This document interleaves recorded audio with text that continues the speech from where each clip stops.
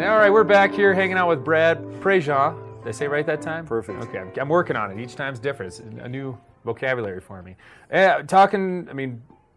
Check you out at Fontenot's every Sunday with brunch. Their brunch is incredible there, I hear. Yeah, and great music, Louisiana themed.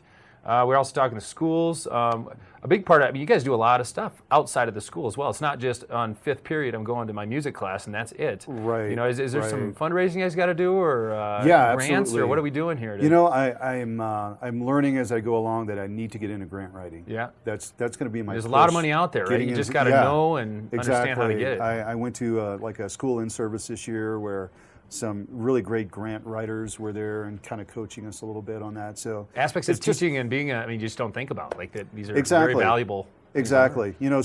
Coming to teaching kind of late the way I did, I was totally focused on classroom, how to structure my curriculum, that kind of thing. The longer I've been at it, I see the passion of kids, and it's like you mentioned, outside of the classroom. Those things that really get kids pumped up. I take them to state festivals all over the state. We do Honor Jazz in Aspen every year, which has been a great experience.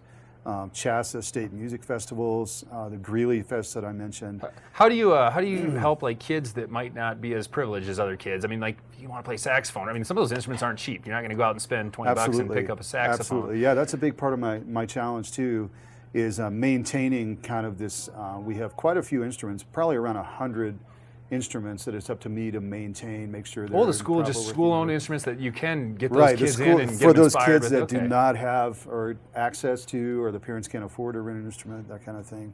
So everything we can to get instruments into those kids' hands, and we've done a lot of fundraising towards that end, and we've had a lot of instruments donated to the district in the last 2 years.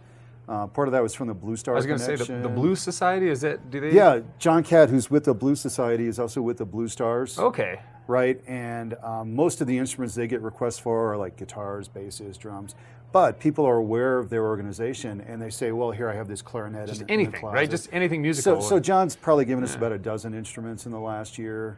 I have friends in New Orleans that have a foundation which is strictly about getting instruments to kids who need them. So they donated 6 instruments to us last year. So in 2 years, probably around 22, 23 instruments. So that's going to be another push for me, is to do like an instrument roundup, just to get a newspaper article, let people know that there's a need for that. The more press you can get on it, the more people are going to come forward and say, "Oh, I didn't even think about it. I got this sitting here." But, exactly. Well, that's awesome. Well, do you have any interest in playing us a song? We'd love to hear a couple songs from you if you got time. Sure.